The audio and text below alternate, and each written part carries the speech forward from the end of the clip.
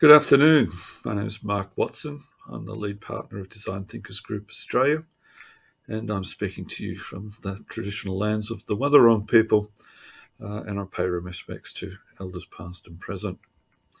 So thank you for the invitation to speak at the Corporate Innovation Conclave for the T Hub in 2022. Title of my presentation, slides to follow, is How Corporates Can Leverage Design Thinking. So enjoy.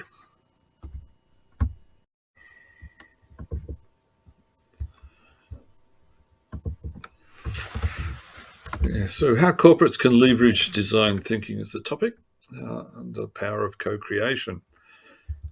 So broken it down into ethos, logos, pathos, and kairos, uh, sections on word, character, experience, and opportunity as a rhetorical homily to leveraging design thinking. So the word design thinking, in my interpretation, is marketing term created by advertising agencies to sell a product. What is practiced is abductive thinking, a hybrid between science and social science in research methods. So, abductive design lives between deductive and inductive thinking. Deductive is narrowing down existing choices, inductive is a generalization of existing ideas, and abductive thinking, design thinking, is a hybridization, a sampling, if you were, of research methodologies and outcomes to look at a problem and come up with solutions.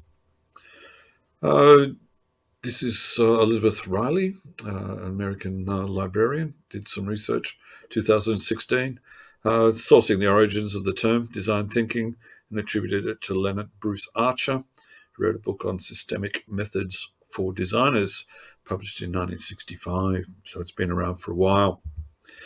I've been talking on design thinking in India since 2011. I gave a presentation at CII, National Institute of Design Excellence Summit, talking positioning design as leaders in innovation. So focusing on service design, but largely within governments and not-for-profits. So I've also spoken at IIT in Delhi in February 2014. So the background from a 40-year practice in design as a physical designer, I joined Design Thinkers Network 2010, the end of the global financial crisis, and a group of people came together and looked for new ways of doing things.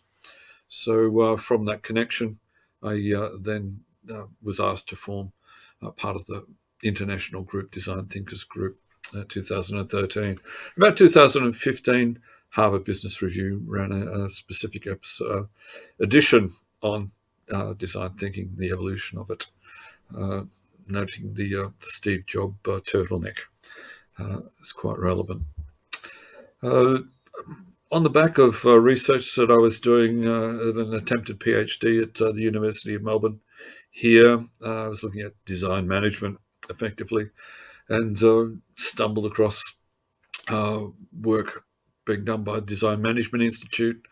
Here, authors Hertenstein and Platt in 2001 were looking at design as a business resource, and working with the Design Management Institute in doing that.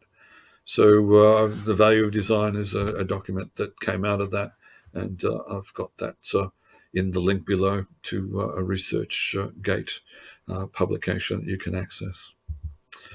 But experience, the pathos, coming from customer experience, user experience, and splitting between employee engagement. So participatory design uh, is written up here by Judith Gregory in 2003. She was looking at the democratic and democratizational processes that people enjoy through participatory design.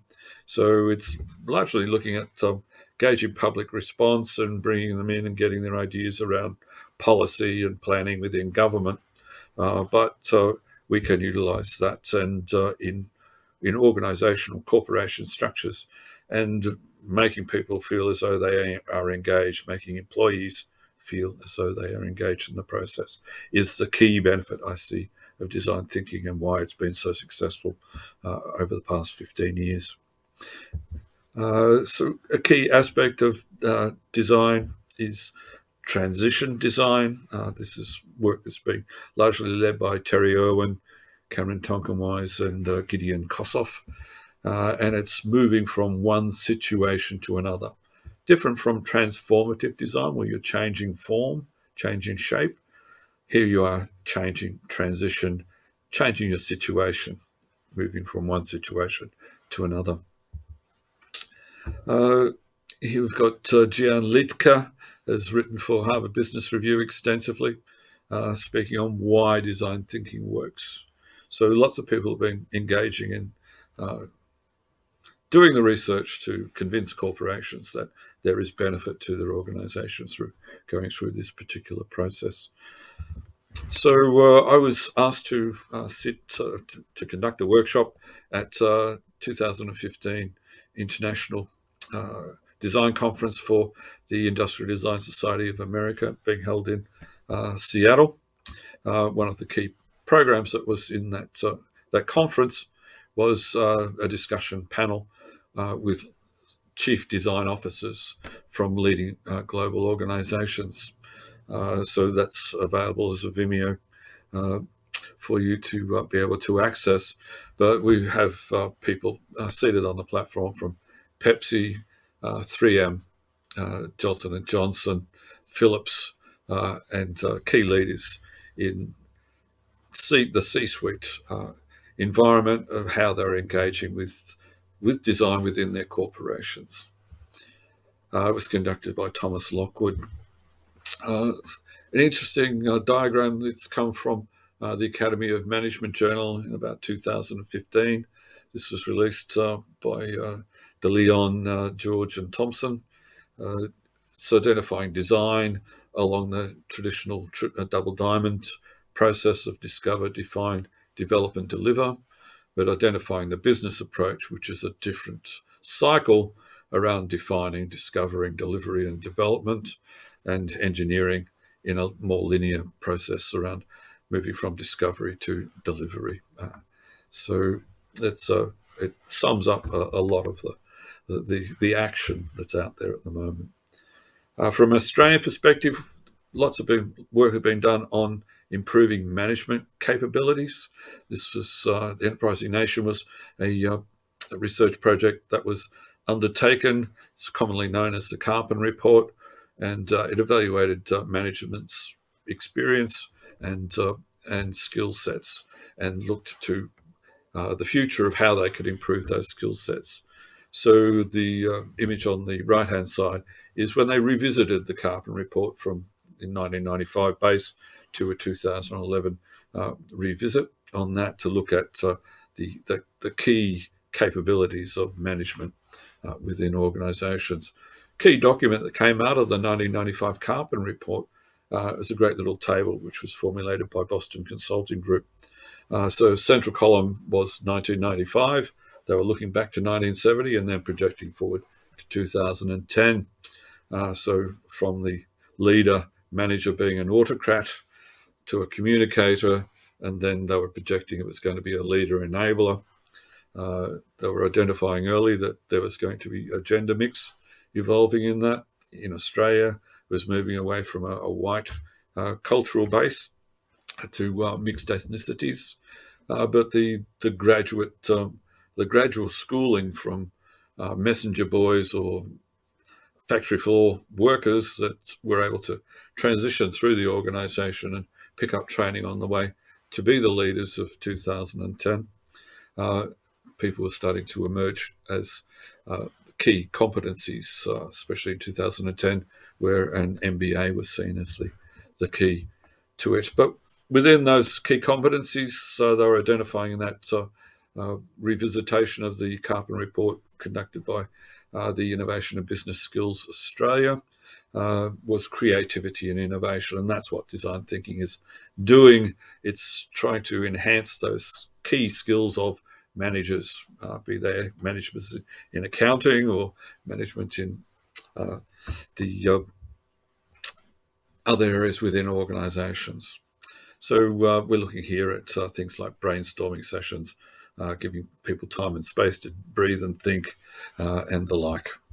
So uh, this sort of largely fits within an innovation ladder. This was work that was done by government organisations in Victoria called Design Victoria, which is now defunct. But it largely sets a four-rung ladder around no design at the bottom of the ladder, designer's styling at the next level. Next level up was designer's process, and the final level is designer's strategy. So designer's strategy is the C-suite. They're the decision makers. That's the people that come up with strategies driving organisations. So the top two tiers are the well-developed and mature, design mature organisations. This is research done by Roy Green in Australia around Australia's manufacturing future from about 2010. It was comparing Denmark to Victoria, the state of Victoria. Very similar landmass, very similar populations. But as you can see from the innovation ladder, Victoria had at that point in time a high degree of no design associated with manufacturing, and very low levels of design associated with strategy in the higher end. So it's an interesting way of valuing and evaluating design. My educational background comes from industrial design stream.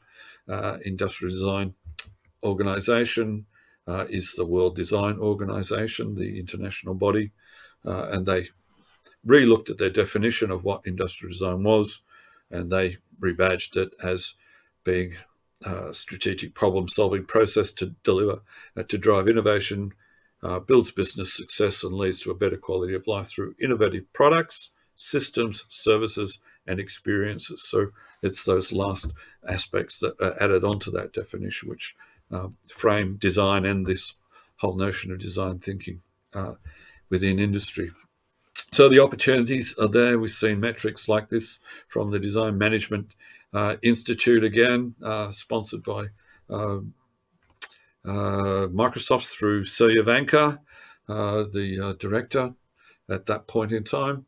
It came up with this notion of design maturity and was looking at the stock market performance of people in the S&P index and those organisations that had a design-centric profile. So, and they seem to be outperforming their other people in the stock market by 228% in that metric based on 2013 figures. And again, McKinsey has gone to great lengths to value design, to encourage management, corporations to embrace design and design thinking to improve their profits at the end of the day. So the key takeaway from me here is the opportunities, how corporates can leverage design thinking. A quote from Gorb and added to by Dumas in the 89-90s. Design is too important to be left to designers. Dumas added the alone on the end. But effectively, it comes down to that design management aspect of it.